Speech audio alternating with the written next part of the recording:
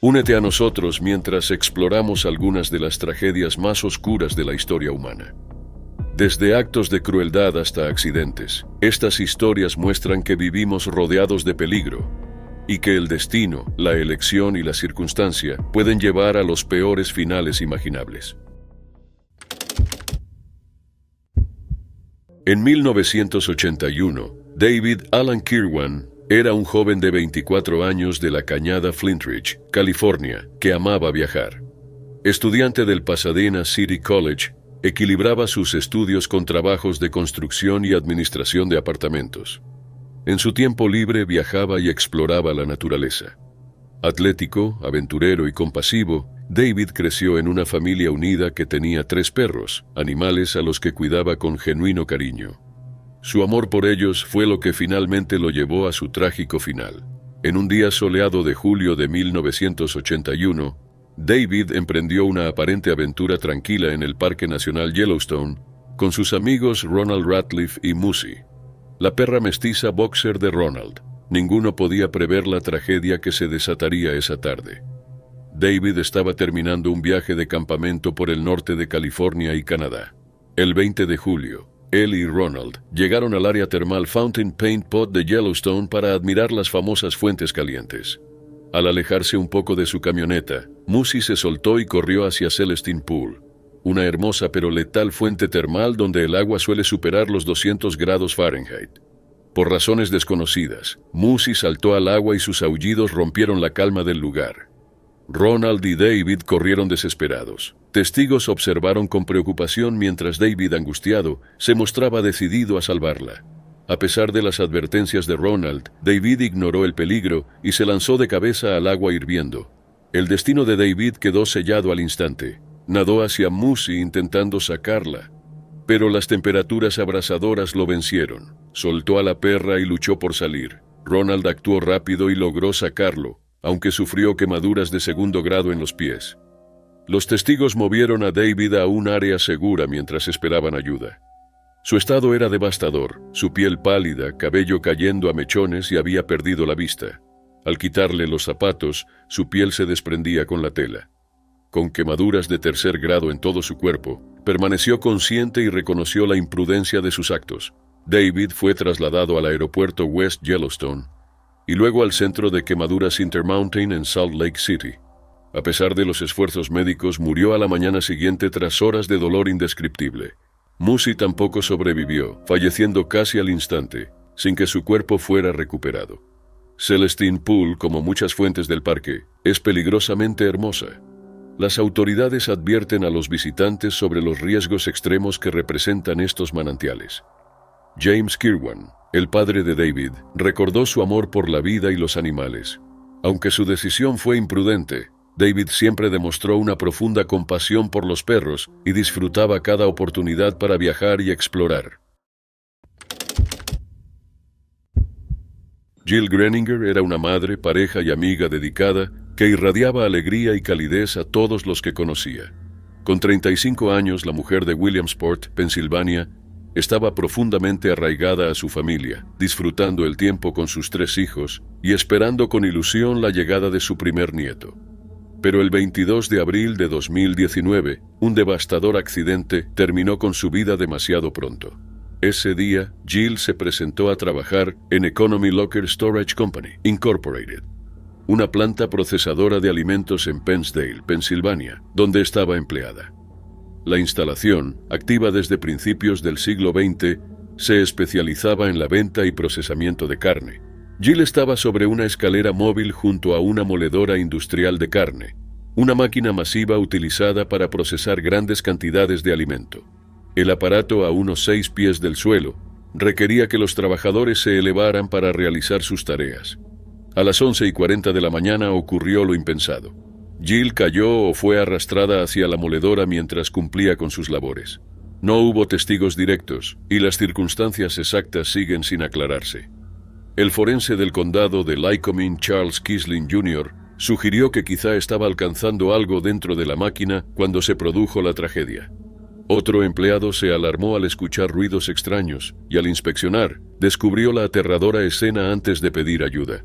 Cuando llegaron los primeros socorristas, Jill ya había fallecido.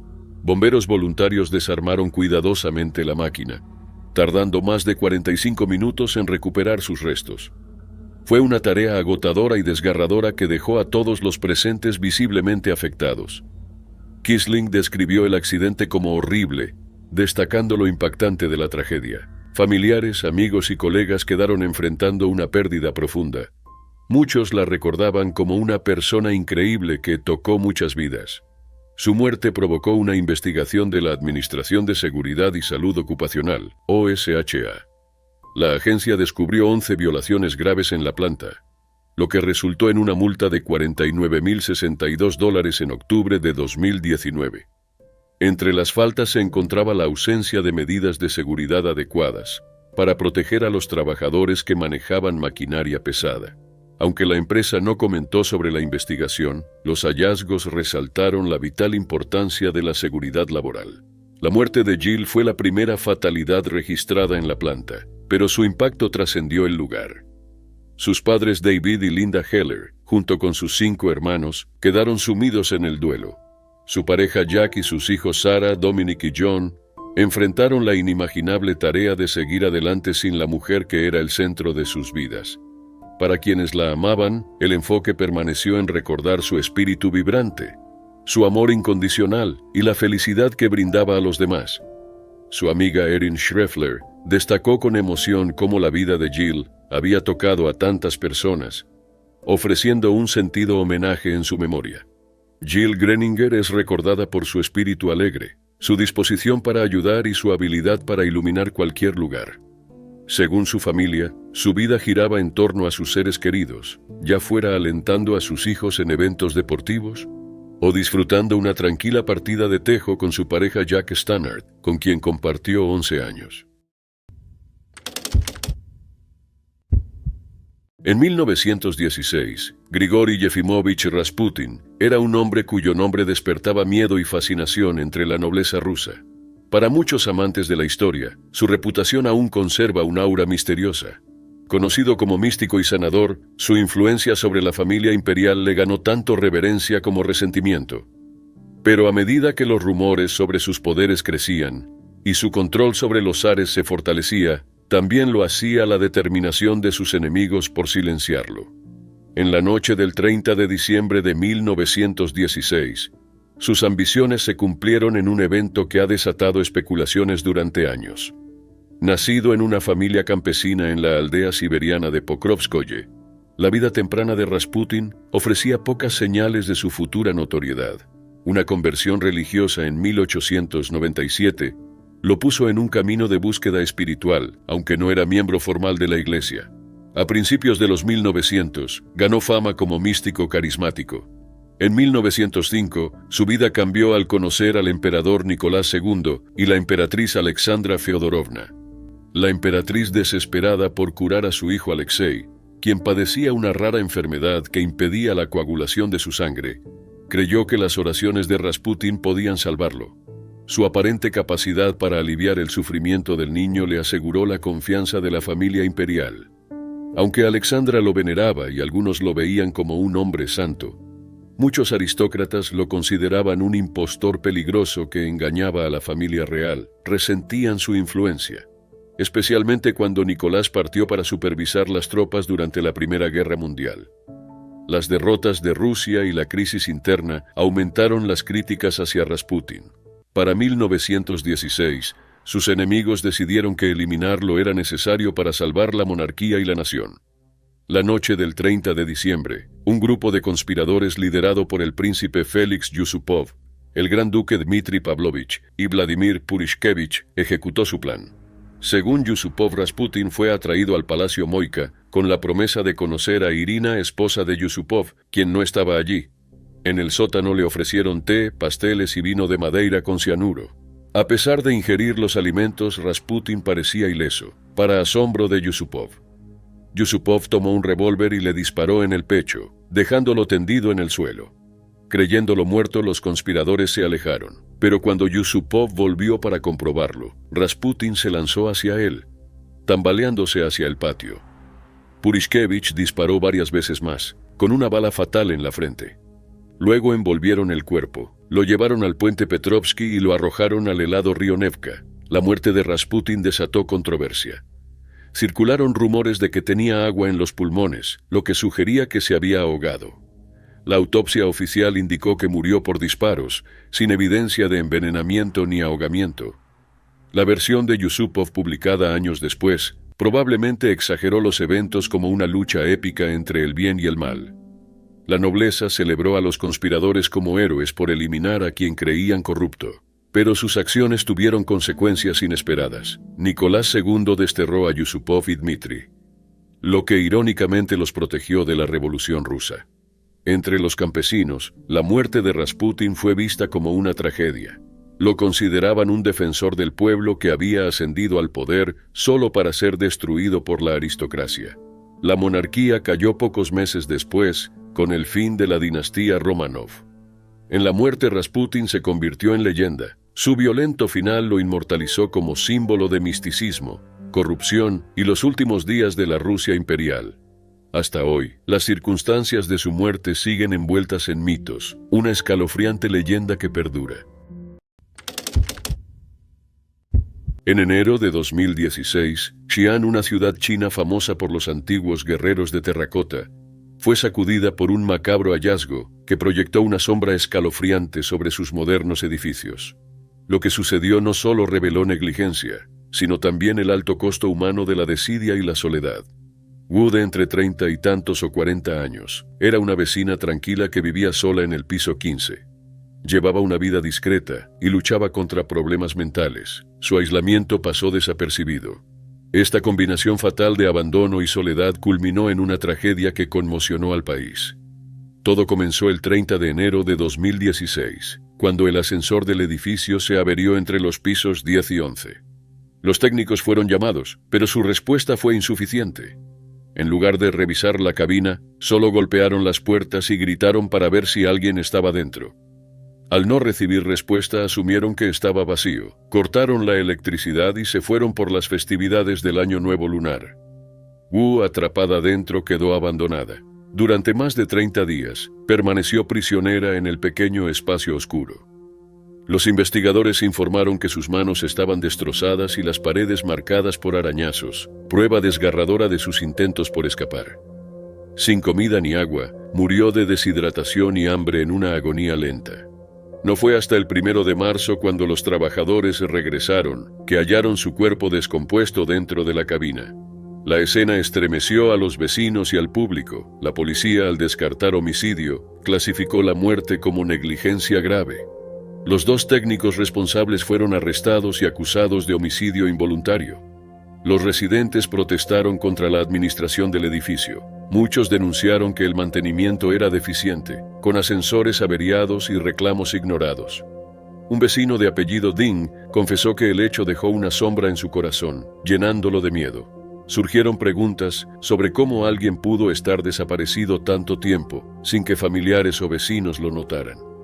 Aunque la familia de Wu la reportó como desaparecida, creían que simplemente se había ido por su cuenta. Las vacaciones suelen causar interrupciones en los servicios, pero los críticos argumentaron que la demora superaba cualquier retraso habitual. Los medios y la ciudadanía condenaron la falta de diligencia, señalando una cultura que prioriza la comodidad sobre la seguridad. La muerte de Wu se convirtió en un crudo recordatorio de las consecuencias de la negligencia y lo frágil que es la vida cuando los sistemas fallan. A fines de octubre de 1994, una tragedia sacudió Union, Carolina del Sur, conmocionando al país. Susan Leigh Smith, de 23 años, apareció en televisión nacional suplicando entre lágrimas por el regreso de sus hijos Michael, de 3 años, y Alexander, de 14 meses. Afirmaba haber sido secuestrada a punta de pistola por un hombre negro que se llevó su auto Mazda Protege modelo 1990 con los niños en el asiento trasero. La comunidad se unió con vigilias, volantes y una intensa búsqueda de 9 días. Desde el principio, la policía sospechó por las inconsistencias en la historia. Susan dijo haber sido interceptada en un semáforo en una intersección aislada. Pero los investigadores descubrieron que esa luz solo se ponía en rojo si había otro vehículo presente. Un detector de mentiras reveló más contradicciones, y los detectives comenzaron a buscar en lagos cercanos, sospechando que ella ocultaba algo. 9 días después, la escalofriante verdad salió a la luz. Susan confesó que condujo hasta una rampa en el lago John D. Long, soltó el freno de mano y dejó que el auto rodara al agua con sus hijos atados en sus asientos. El vehículo flotó 6 minutos antes de hundirse lentamente, mientras ella observaba sin intentar salvarlos. Cuando el auto fue recuperado, algunos policías lloraron al encontrar a Michael y Alexander aún sujetados, junto con el vestido de novia de Susan y un álbum familiar, símbolos de la vida que había decidido descartar. El país entero se horrorizó al descubrir que la madre que había implorado ayuda era la misma que había terminado con la vida de sus propios hijos. El motivo del crimen se relacionaba con su vida personal. Susan buscaba recuperar su relación con Tom Findlay, hijo de su jefe, quien la había dejado afirmando que no quería hijos. Viendo a sus hijos como un obstáculo, Susan tomó la decisión fatal. Durante el juicio en 1995, la defensa alegó que Susan sufría una depresión severa y planeaba suicidarse con sus hijos, pero no pudo hacerlo. Los fiscales la describieron como fría y calculadora, movida por el deseo de una vida sin hijos junto a Findlay. El jurado tardó solo 2 horas y media en declararla culpable, pero evitó la pena de muerte, sentenciándola a cadena perpetua con posibilidad de libertad condicional tras 30 años. David Smith, padre de los niños, que al principio apoyó a Susan durante las súplicas televisadas, quedó devastado al conocer la verdad. A lo largo de las décadas ha rechazado su liberación, asegurando que nunca mostró remordimiento. En su audiencia de libertad condicional en 2024, David reiteró que Susan había actuado con plena intención. La prisión de Susan ha estado marcada por polémicas, incluyendo relaciones inapropiadas con guardias y posesión de drogas. Su libertad condicional fue denegada en noviembre de 2024, asegurando su permanencia en prisión. Michael y Alexander siguen siendo un recordatorio de la pérdida de la inocencia.